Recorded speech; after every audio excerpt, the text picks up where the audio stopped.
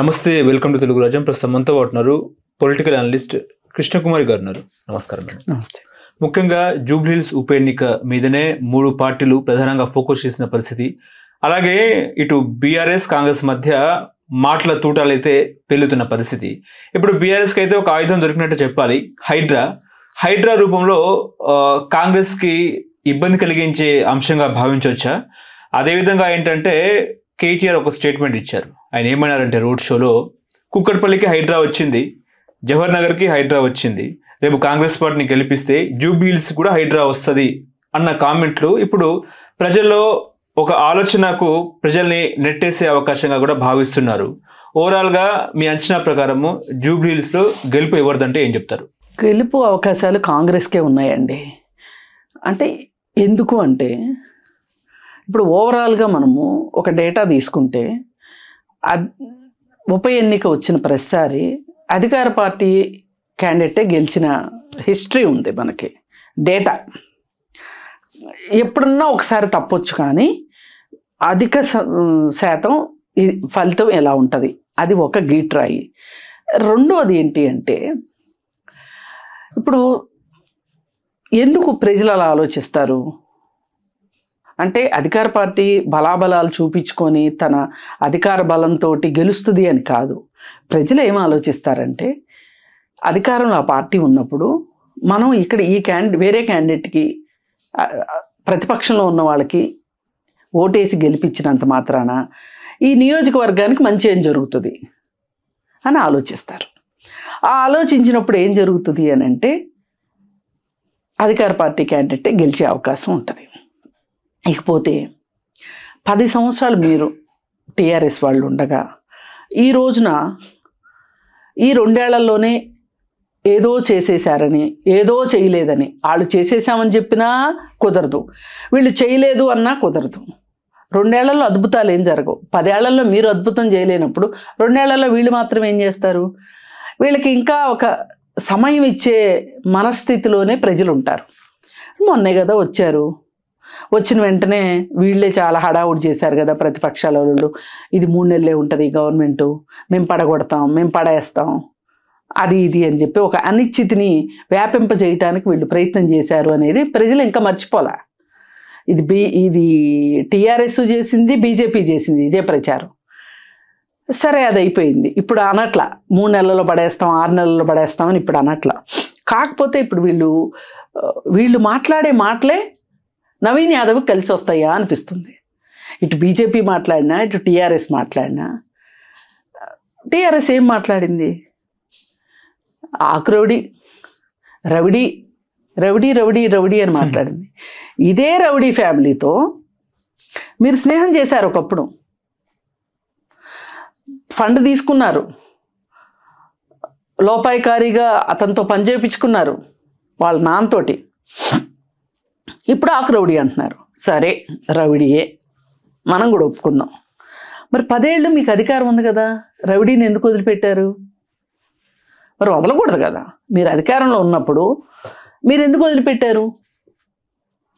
అతని మీద ఒక కేసు లేదు, మీరు బుక్ చేసింది. పోనీ ఈ 2 ఏళ్లలోనే రౌడీగా ఎదిగాడా అంటే కేసులు ఉండాలి కదా. పైగా సోషల్ మీడియా ఉంది కదా అని వాడుకోవటం ఎలా ఉందంటే, ఎవరో నవీన్ యాదవ్ అనే అతను సికింద్రాబాద్ ఏరియాలో ఒక షాపుని వాళ్ళు డబ్బులు ఇవ్వలేదు అనే కారణంతో తగలబెట్టడానికని వెళ్తే అతనే ఇతను అని ప్రచారం చేస్తున్నారు. మరి అతనే ఇతను అయినప్పుడు షాప్ తగలబెట్టడానికి వెళ్ళిన అతని మీద మీరు అధికారంలో ఉన్నప్పుడే ఇది జరిగింది, కేసు పట్టాలి కదా. ఎందుకు ఈ సోషల్ మీడియా తమ్మిని బిమ్మిని చేసే వ్యవహారాన్ని పట్టుకున్నారు మీరు? అంటే ఏంటి అంటే, ఏమైనా సరే గెలవాలి. ఇవాళ కాంగ్రెస్ కంటే కూడా, బీజేపీ కంటే కూడా టీఆర్ఎస్కే ఈ ఎన్నిక చాలా అవసరం అని ఫీల్ అవుతున్నారు. వాళ్ళు గెలవటం చావోరేవో అన్నట్లున్నారు. ఆ ఒత్తిడిలో నుంచే ఇట్లాంటి పిచ్చి మాటలన్నీ వస్తున్నాయి. మన మాట శత్రువుకి బలం చేస్తుందా, నష్టం చేస్తుందా, లాభం చేస్తుందా అని ఆలోచించట్లా వాళ్ళు. ఏమైనా సరే ఏదో ఒకటి అనేసేయాల్సిందే, అనేసి పై చేయి సాధించాలి, కింద పడ్డ మాదే పై చేయి అన్నట్లు ఉండాలి అనే ధోరణిలో టీఆర్ఎస్ వాళ్ళు ఉన్నారనేది మనకు అర్థమైపోతుంది. అంటే వాళ్ళు ఒక ఆత్మరక్షణలో పడిపోతున్నారు, ఒక డిఫెన్సివ్ మోడ్లో వెళ్తున్నారు. అది టీఆర్ఎస్ పరిస్థితి. పైగా ఇవాళ కొత్తగా ఈ 2 రోజుల నుంచి ఇంకొక మాట ఏంటంటే 500 రోజుల్లో కేసీఆర్ మళ్ళీ సీఎం అవుతాడు అని. ఎలా అవుతాడు? ఒక్క జూబ్లీ హిల్స్లో గెలిస్తే వాళ్ళ సీట్లు, కాంగ్రెస్ వాళ్ళ సీట్లు వీళ్ళ సీట్లు ఏమన్నా సమం అయిపోతాయా? లేదు అనుకుంటే బీజేపీని మీరు కలవబోతున్నారా? కలిసి కాంగ్రెస్ నుంచి కొంతమందిని విడదీద్దాం అనుకుంటున్నారా? ఏమనుకుని 500 రోజుల్లో కేసీఆర్ సీఎం అవుతాడు? అసలు బీజేపీ వాళ్ళు మీకు సపోర్ట్ ఇచ్చిన తర్వాత కేసీఆర్ని ఎందుకు సీఎం చేస్తారు? ప్రజల్లో వ్యతిరేకత వచ్చిందని చెప్పి మాట్లాడుతున్నారు. అవునండి, ప్రజల్లో వ్యతిరేకత వస్తే 5 సంవత్సరాలు కదా కాలము, 2 ఏళ్ళు అయిపోయింది కదా. 2 ఏళ్ళు అయిపోయింది, ఇంకా 3 ఏళ్ళు ఉంది కదా.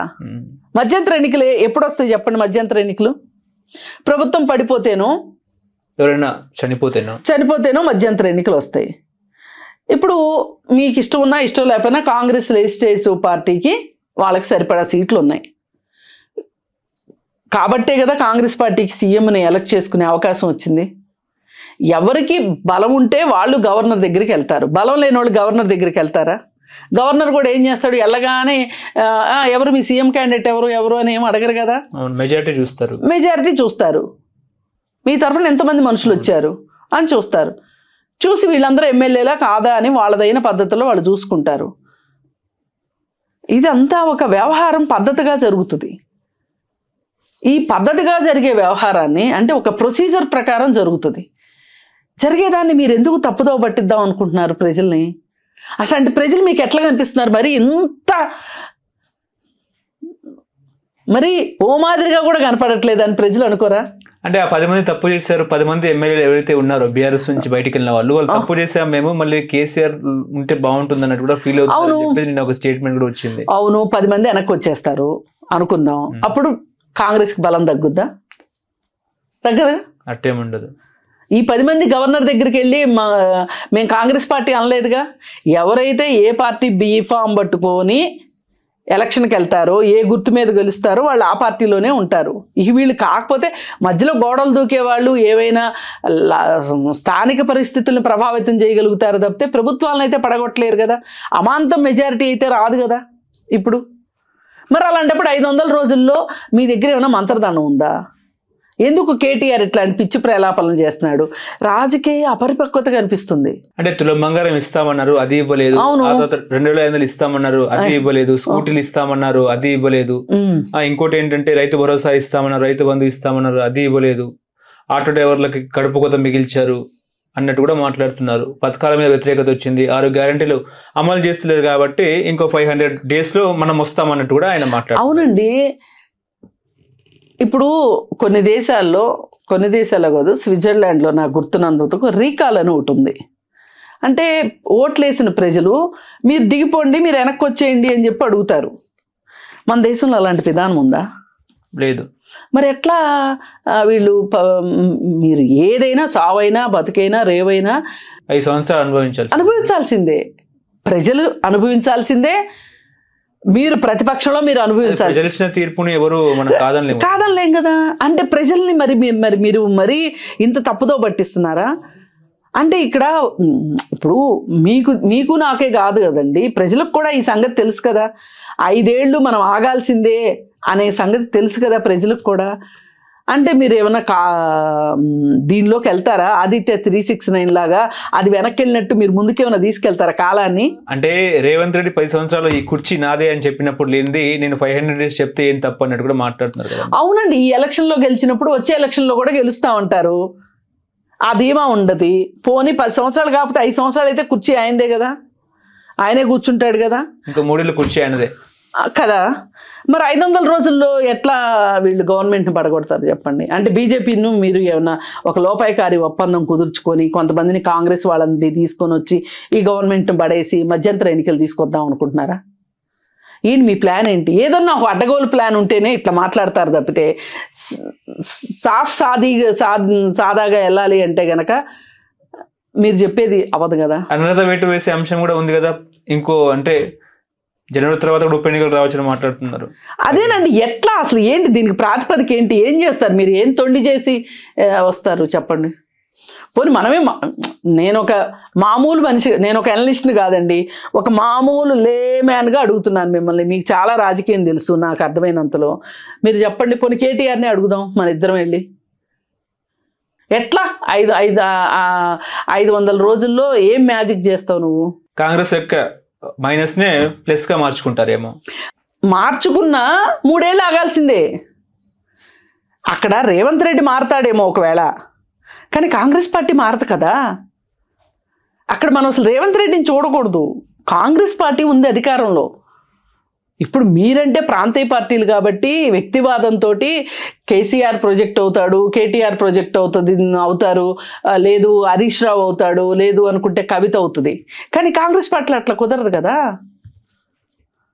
ఎందుకు ఈ పిచ్చి మాటలు? ఈ పిచ్చి మాటలే నవీన్ యాదవ్కు బలం తీసుకొస్తున్నాయి. మీరే గెలిపిస్తారు నవీన్ యాదవ్ని. పైగా ఇంతకుముందు 2 సార్లు పోటీ చేస్తున్నాడు. అతను ఎప్పటి నుంచో రాజకీయాల్లో ఉన్నాడు. మీకు అర్థం కావాల్సింది ఏంటంటే, సునీత ఈవేళ మీరు ఎందుకు పెట్టుకున్నారు ఈమెని? ఒక సింపతితో ఆమె గెలుస్తుంది అనుకుంటున్నారు, అనుకుని ఆమెకి ఇచ్చారు. నిజానికి అసలు మీ దృష్టిలో మాగంటి గోపీనాథ్ భార్య కాకపోయి ఉంటే కనుక అసలు ఆమె క్యాండిడేటా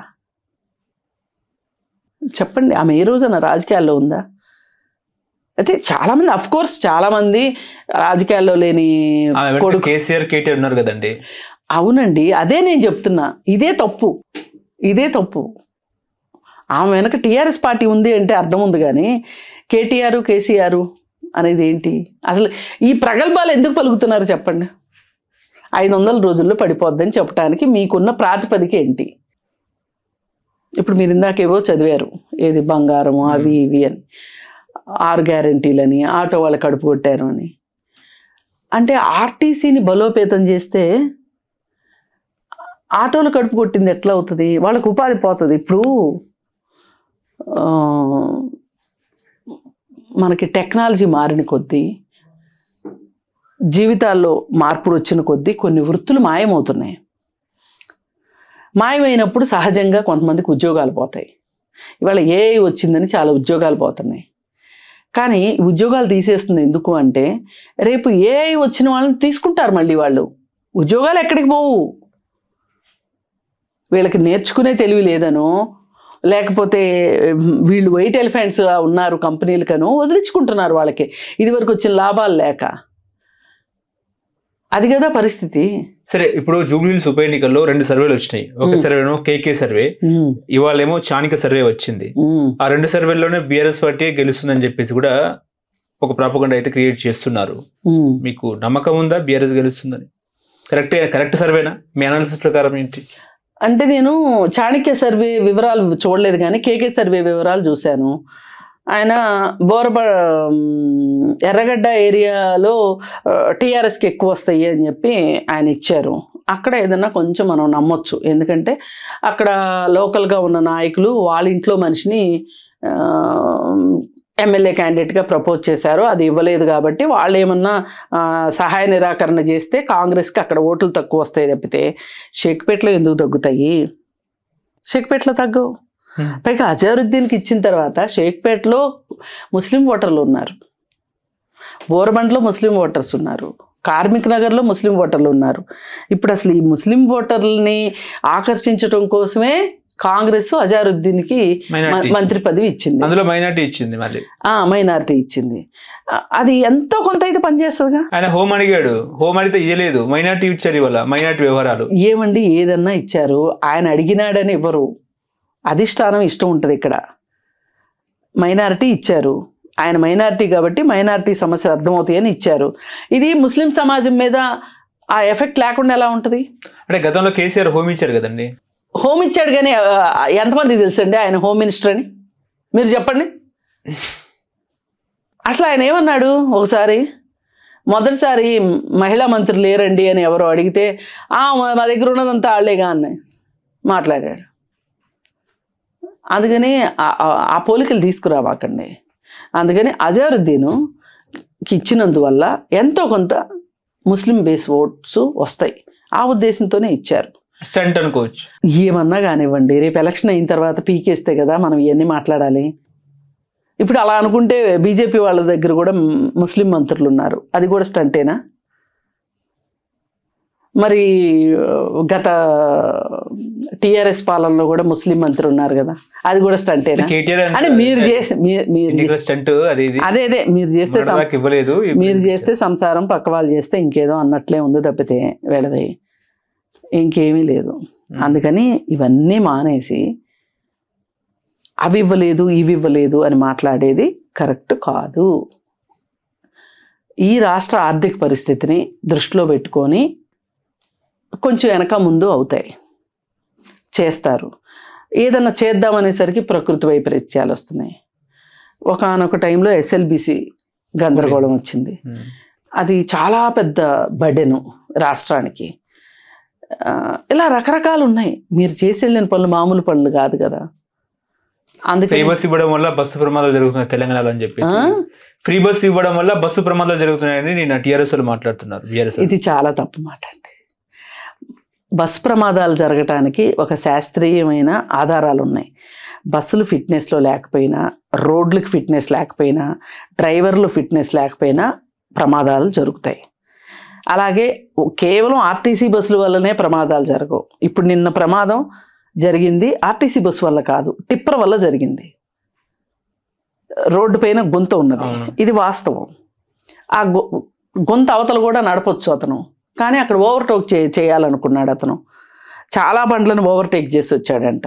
అది ఆ డ్రైవర్ వైఫల్యం, అది ఆ డ్రైవర్ దుందుడుకుతాను. పైగా అది ఖాళీ లారీ అయినా కానీ ఇంత ప్రమాదం జరిగి ఉండేది కాదు. దానిలో కంకర ఉండటంతో ఇంకాస్త ప్రమాదం జరిగింది. అంతేగాని ఆ ఆడవాళ్ళు ఎక్కితే బస్సులకు ప్రమాదం, బస్సు ప్రమాదాలు జరుగుతున్నాయని మాట్లాడటం అంతా అవివేకం. అసలు వాళ్ళని ఎక్కడ మ్యూజియంలో పెట్టాలి వాళ్ళని. అంటే ఇక ఆడవాళ్ళు ఇంట్లోంచి బయటికి రావద్దా? ఫ్రీ బస్సు తీసేయాలన్నప్పుడు మాట్లాడతారండి వాళ్ళు, అట్లనే మాట్లాడతారు. మీకేం వచ్చింది, మీకేమైంది, బస్సులు పెంచమని అడగండి. అందుకని ఆడవాళ్ళకి ఫ్రీ టికెట్ తీసేయమని చెప్పనొద్దు. ఆడవాళ్ళకి ఫ్రీ టికెట్ ఉండటం వల్ల ఒక మొబిలిటీ పెరుగుతుంది. ఆడవాళ్ళకి పెరిగినందువల్ల వాళ్ళు అభివృద్ధిలో భాగస్వాములు అవుతారు. ఓకే, ఇప్పుడు రేవంత్ రెడ్డి రోడ్ షో చేస్తున్నట్టు కేసీఆర్ రోడ్ షో చేస్తే బీఆర్ఎస్ పార్టీకి పాజిటివ్ నిరేషన్ ఏర్పడే అవకాశం ఉంటుందారా? అసలు ఒక వ్యక్తి వల్లే, ఆయన ముఖ్యమంత్రి కాబట్టి రోడ్ షో చేస్తారు, దానివల్ల ఎంత ప్రయోజనం ఉంటుంది అనేది వేరే విషయం. ఈయన చేశాడు కాబట్టి ఆయన చేస్తాడు, ఈయనకి ఎంత మైలేజ్ వస్తుందో ఆయనకు అంత మైలేజ్ వస్తుంది. ఎక్కడన్నా కాటాలు ఉన్నాయా? వ్యక్తిని కూడా చూస్తారు కదండి, ఇదే తప్పండి. పార్టీ ఇమేజ్, వ్యక్తి ఇమేజ్. ఇప్పుడు కేసీఆర్ కి అంత ఇమేజ్ ఉంటే మొన్న ఎలక్షన్లో ఎందుకు ఓడిపోయాడు? ఈ 2 సంవత్సరాలు ఆయన ఇమేజ్ ఏం పెరిగింది? ఆయన ఏం జనాల్లోకి వచ్చి పనిచేశాడు?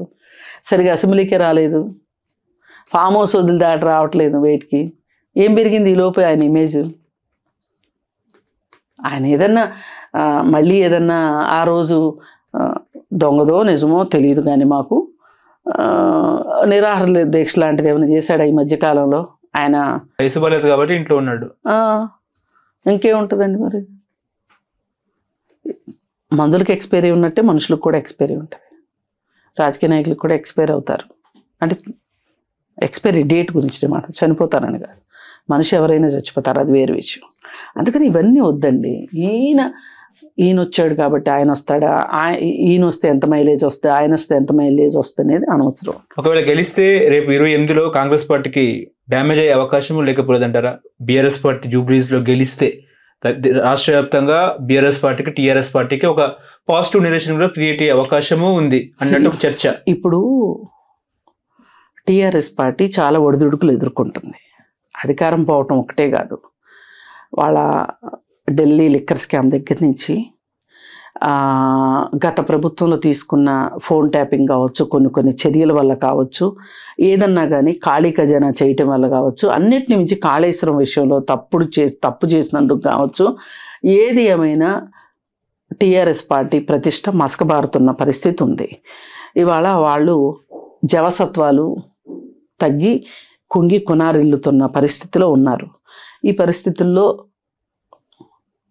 కూతురు బయటకు వచ్చింది, దీని వెనక ఏదైనా వ్యూహం ఉందా, స్వచ్ఛందంగానే ఆవిడ బయటకు వచ్చి చేస్తుందా అనేది ఎవరికి తెలియదు. అది ఒక పెద్ద అతి రహస్యం. కేసీఆర్కిన్ను కవితకి మాత్రమే తెలుసు ఆ బ్రహ్మ రహస్యం. సరే, ఏదన్నా కానీ ఏదైనా గందరగోళం అయితే నడుస్తుంది. మరి ఈ పరిస్థితుల్లో ఇవాళ అవసరం ఎవరికి? ఒక కొన ఊపిరిలో ఉన్నప్పుడు కాస్త గొంతు దడవటం కూడా చాలా ఇంపార్టెంటే కదా. బాగా ఎండలు కాస్తూ ఉన్నాయి, ఆ టైంలో ఒక చిరుజల్లులు కూడా ఒక ఉపశమనమే కదా. అట్లాంటిది ఇప్పుడు ఒక జూబ్లీ హిల్స్ గెలిచినంత మాత్రాన ఈ గెలుపు 29 ఎలక్షన్స్కి సోపానం అని మట్టుకు అనుకోకర్లా. కాకపోతే ఇప్పుడు దీని తర్వాత ఒక రకంగా జవసత్వాలు అంటే బాగా డిమోరలైజ్ అయిపోయి ఉన్నారు కార్యకర్తలు. వాళ్ళని చెట్టుకొకరు పుట్టకొకరు అవుతున్నారు. వాళ్ళందరినీ ఏకం చేయడానికి ఏమైనా ఈ గెలుపు పనిచేస్తుందేమో కానీ 29 ఎలక్షన్స్కి ఇది మాత్రమే తొలిమెట్టు అని అనుకోవడం దానికి అల్టిమేట్ కాదంటారు. అల్టిమేట్ అంటే దీని తర్వాత మున్సిపల్ ఎన్నికలు ఉన్నాయి, సర్పంచ్ ఎన్నికలు ఉన్నాయి, హెచ్ఎంసీ ఎన్నికలు ఉన్నాయి, 3 ఎలక్షన్స్ ఉన్నాయి కాబట్టి ఉన్నాయండి. ఇప్పుడు ఏది ఏమైనప్పటికీ కూడా ఈ ఎన్నికలాగా చూద్దాం. ఓకే, దీని తర్వాత ఏంటి అనేది జ్యోతిష్యం కుదరదండి. రాజకీయాల్లో జ్యోతిష్యాలు పనికి ప్రజలే అల్టిమేట్ కదండి. ప్రజలే వాళ్ళ తీర్పుని శిరసావహించవలసిందే.